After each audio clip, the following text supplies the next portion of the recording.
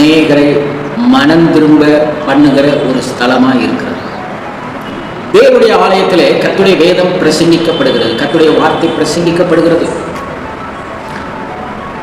சத்தியத்தை அறிவீர்கள், சத்தியம் உங்களை என்ன செய்யும்?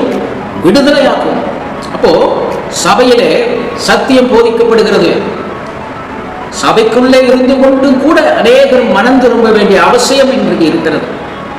உங்களுக்கு ஒரு சம்பவத்தை நினைவுபடுத்துகிறேன். தேவனுடைய வருகைக்காக ஆயத்தமாக 10 கன்னிகைகள் அங்கே ஆயத்தமாக இருந்தார்கள்.